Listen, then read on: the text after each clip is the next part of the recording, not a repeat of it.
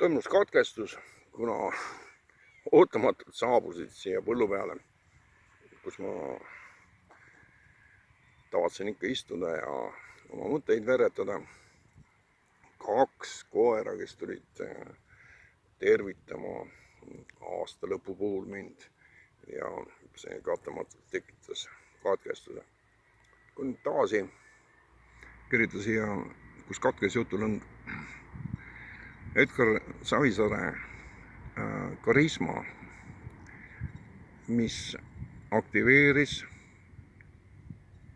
esimeses järjekorras naisloomuse, naisteadvuse. Ja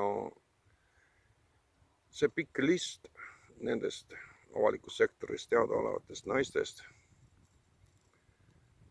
on vägagi märgiline. Need, keda lummas Edgari karisma. Neid võib loetleda, mälu järgi võtan Evelyn Sepp, Siret Kotka, hilisemalt täielikuks reeturiks osutunud Kadri Simson-Must. Paljud naised reetsid Edgari, tegid talle palju halba. Taotluslikult jätsin ma nimetamata Edgari pikaaegse abikaasa, ka piisavalt karismaatilise Vilja Laanaru Savisaare. Nüüd see Toomasti. Selles naises minu hinnangul oli piisavalt palju karismat ja lojaalsust, pealegi ta oli seaduslik abikaasa, mõttekaaslane, poliitiline kaaslane, esimene abiline ja kõik sellega kaasneb. Tema nagu ei sobi siia sellesse loetelusse. Edgari eelnevad abikaasad, kellest ühte ma olen näinud, aga kes on jäänud nagu varjule, need ei puutu sellesse loetelu, see on jäänud aegadesse, milles ei olnud veel esile tulnud. See kuninglik suurus, see on majesteetlik kuju nimega Edgar Savisaar. Savisaar on ju tegelikult oma olemuselt kauamärk. Savisaar on tunnuslaul, tunnuslugu. Savisaar on rohkem kui lihtsalt üks Harju keskmine Eesti mees, mida ta oma välimuselt ju on. Ei olnud ka mingisugust erakordset edulugu tema elu esimesel poolel, täiesti tavaline, argine, sisaldab kõiki neid osiseid, mis kahtlematult tema persooni saatsid, tema kummastavates tingimustes sündimine, keeruline, mitte keeruline, vaid väga raske, varane lapsepõlv ja kõik hilisem, aga seda kujustatakse piisavalt palju ja ma libisesin jälle selles analüüsis nendesse detailidesse, mida ma lubasin välistada. Nii et tagasi kõige olulisema juurde. Edgar kui karismaatiline mees, kelle mõju, mentaalne mõju oli naisterahvale täiesti vastupandamatu. Kauneid noori naisi oli tema ümber, eriti elu viimastel aastatel hulgi, sealt võib edasi jätkata.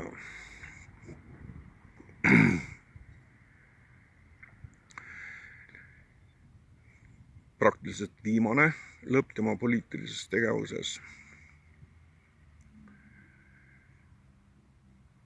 kus kohas ja ma jätan ka selle sinna paika.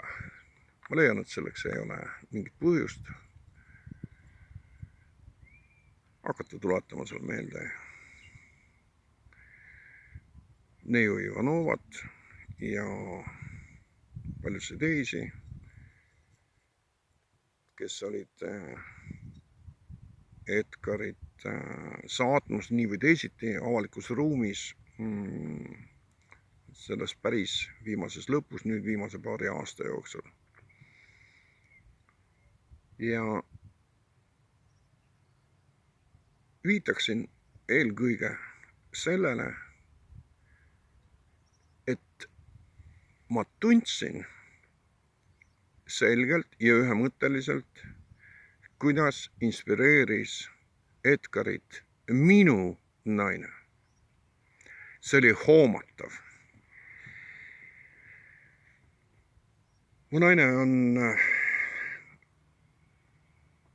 lahkunud Eestist Eesti NSV ajal ja praktiliselt on tema elu möödunud välismaal. Ega see ei muutunud tõsiasja, et võõrsil olles oli ta informeeritud piisavalt hästi Eesti poliitilisest avaliku elu sündmustest ja ta teadis Edgar Savisaare olemusolust vägagi hästi. No isiklikud mälestused muidugi ulatavad aastasse 87, 88, 89 ta lahkub Eesti NSV-st ja tagasi pöördunud enam ei ole sinna. Meie teed ristuvad alles siin Hispaanias ja me leiame teineteise. Seega on kõik need üle 30 aasta ühemõtteliselt sügavalt austanud Edgarit. Kõike, mis temaga seondub, tema ühiskondlikku, rahvuslikku, poliitilist, riigimehelikku osa, milles ta on olnud kapten või juhtkoer, kes on seda karja vedanud ja mõjustanud ja suunanud ja muljunud ja hirmutanud ja võrgutanud ja kadedaks teinud, raevu ajanud, imetlema pannud. Kõike seda Edgar Savisaar suutis ja pälvis terve rahva ja ka väljaspoole tilukest Eesti rahvast, kaasa arvatud kõik eesti-vene keelne elanikkond, kelle jaoks ta oli oluliselt suurem kumiir kui eestlaste tarvis. Kõike seda seia tajus. Ja kui meie kõige 3 teed ristuvad siin mingisugusel ajahetkel viimase 5 aasta sees, siis ma panin tähele, kuidas Edgar elavnes. Ta oli vaimustatud minu naise kujust, olemusest, ehk ta tunnetas ära midagi temas, mida minagi tunnetan, mis on minu kaaslase, minu kalli seia telg, mida ma temas imetlen, mida ma väärtustan kõige rohkem. See on seletamatu, käsitamatu, hingelis, vaimne fluidum, mis heljub tema kohal. Iga inimese kohal heljub midagi, mis moodustab inimese vaimse nagu portfoolio, millel ei ole selget nimetust. Kas sa oled nii-öelda klassikalises mõistes, akadeemilises klassikalises mõistes ilus inimene, vähem ilus või suisa inetu, ei mängi siinkohal mitte mingit rolli. See sisemine vaimne helium. Ma nimme otsin õigeid sõnu. Ma ei kasuta niisuguseid klišeesi nagu valgus ja avarus ja ma ei tea, südamlikkus, avatus, suuremeelsus. Ma proovin nendest kõrvale hiilida, need ei ole täpsed. määratlused, mis looksid tegelikult vähimagi kujundi sellest müsteeriumist, mis on inimese karisma. Ja nüüd tagasi siia. Kui Edgar ja Seia kohtuvad esimest korda, siis mina hoomasin seda, ma tajusin seda, et käis üks tätš, vastastikune tätš. Edgar oli muidugi maneerikas mees, tal olid väga head maneerid ja hästi viisakas, mõnikord isegi joviaalselt, liialt viisakas. Omas ka niisugust mõnusat väikest huumorimeelt, kui tal oli hea tuju. Aga head tuju tal ei olnud just ülemäära tihti, kuna kõik tegevus, millega ta tegeles, oli küllaltki kurnav ja vaimujõudu ja energiat sööv ja kogu aeg oli enam probleeme, vähem seda lihtsalt olemise ilu, siis tema meeleolude langused, kes teda paremini on teadnud, teate väga hästi, et see nii on. Meeleolude langused võisid väga järsud olla, väga järsud. Täpselt samamoodi see ka muutus ja ta kiiresti rahunes, aga ta võis ärrituda kergesti ja ka müristada päris korralikult. Nii-öelda verbaalselt asju paika panna küllaltki teravalt. Ja mis ma sellega öelda tahan? Ma tahan öelda, et läbi Edgari pilgu hindan ma oma kallist naist, Seiat, oluliselt rohkem ja sügavamalt, kui ma seda ilma selle kogemuseta oleksin hoomanud. Edgarile minu naine meeldis esimesest pilgust ja see oli niimoodi, et võib käsitleda, et ainult intellekti põhjal ta ei nagu nii-öelda distsiplineeris ennast. Ta oleks oluliselt rohkem olnud huvitatud vestluse jätkumisest ja vestluse arendusest Seiaga kui minuga. Ja see oli selgelt hoomatav. Ja kuna ma austan sügavalt Edgarit, austan teda niimoodi otse kui isa, ta on mulle väga autoriteetne, iga tema arvamus, ma tean kõiki tema varjusi, kõiki tema laikusi ja kortsusi, mis on tema karakteris olemas ja nad on päris suured ja tugevad ja läbivad. Vaatamata sellele oli tema valgus ja tema power, tema jõud kordades suurem kui need tema lühikesed varjud. Ja ma olen ääretult tänulik, et läbi tema pilgu, millest ma välja lugesin, kuivõrd sarmikas, kaunis, põnev, kutsuv ja huvitav on minu naine tema silmis. Selle pealt sain ma oluliselt rohkem aru, et ta ongi seda, mida võib-olla mina oma argipäeva halluses ja harjumuses ja rutiinsuses ei ole osanud tähele panna. Nii et kallis Edgar, ma tänan sind, et sa oled mulle avanud ka sellise tausta, sellise sügavuse, et läbi sinu pilgu saan ma enam armastada, austada ja tähele panna enda kõrval olevat oma kallist naist.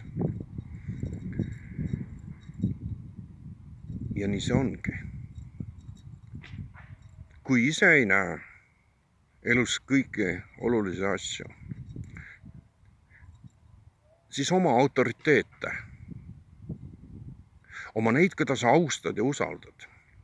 Ja sa võid paljudele asjadele siin elus saada vastuse, mida sa ennem ei teadnud, ei osanud leida läbi nende autoriteetsete inimeste, autoriteetsete kaasteeliste tunnetuse läbi. See on suur eesõigus. See on vaimu and, seda ei ole igale ühele antud. Mina oman seda andi, ma tunnustan autoriteete, ma näen autoriteete, ma ei tunnista autoriteediks mitte kunagi neid,